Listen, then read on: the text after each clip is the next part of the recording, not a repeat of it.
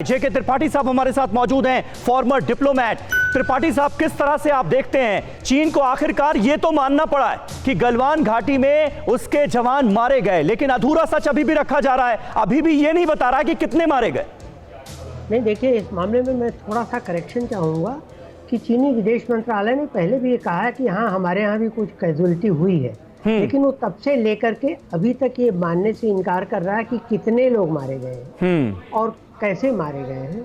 हालांकि हम 40-42 का आंकड़ा दे रहे थे, लेकिन पिछले हफ्ते ही न्यूज़ वीक ने अपने एक रिपोर्ट में खुलासा किया है कि चीन के कम से कम 52 सैनिक मारे गए हैं। और इसके बाद से अब चीन के द्वारा सरकार द्वारा इस चीज़ को छुपाने के लिए विरोध के स्वर उठ रहे हैं, क्योंकि चीनी लोगों को ये भी दिखा, चीनी लोगों जितने लोग मारे गए हैं, जो लोग, उनके परिजन अब सरकार से ये कह रहे हैं कि हमें बताया जाए कि हमारे सैनिक, जो हमारे परिवार के सैनिक हैं, वो कहाँ हैं, और सरकार बता नहीं पा रही। ये चीज़ें धीरे धीरे चीन की एक के बाद एक पोल खुल रही है, और ये सिर्फ इसी मोर्चे पे नहीं, हर मोर्चे पे भी।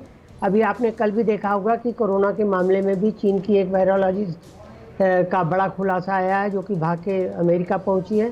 तो हर मोर्चे पे चीन को अलग अलग परेशानियां हो रही हैं। अभी आपने ताइवान के उसमें भी देखा, चीन ने एक बार राफेल के बारे में कहा था, अभी कल परसों, कि हमने 17 बार राफेल को मार गिराया है। मैं पूछना चाहता हूँ कि कहाँ चीन की ऐसी लड़ाई हुई किससे कि 17 बार राफेल को मारा गया। हाँ, ये मतलब बेसिर पैर की चीज। बिल्कुल, इसीलिए तो त्रिपाठी साहब कहा जाता है ना कि झूठे प्रोपेगेंडा में माहिर है चीन। जी, जवाब नहीं है कोई उसका।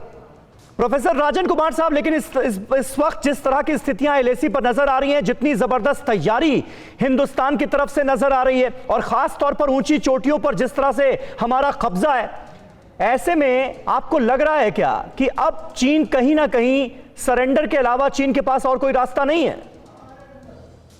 अब देखिए, मैं सरेंडर तो नहीं बोलूंगा। दोनों आर्मी बहुत ही पावरफुल आर्मीज हैं, और दोनों में एक तरह से जो स्टैंड ऑफ है, ये बताता है कि दोनों देशों को लग रहा है कि युद्ध करना सही तरीका शायद नहीं हो। लेकिन जो अभी आप बात कर रहे थे कि चीन गलवान पे जो उनके सैनिकों की मृत्यु हुई थी, वो क्यों छुपाने की कोशिश कर रहे थे जी, तो उसके 2-3 कारण है।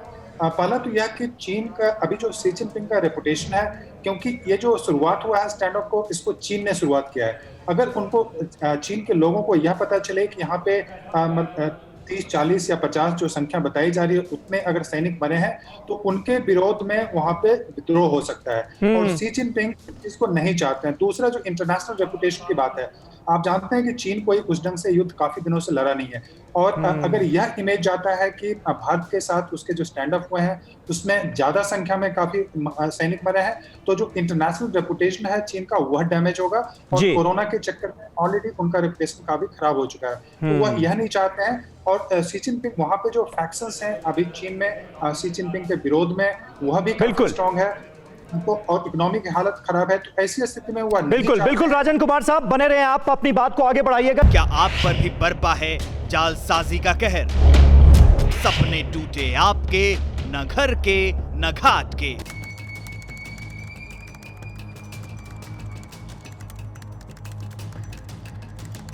देखिए लूट घर हर रात 9:30 बजे। फिक्र आपकी,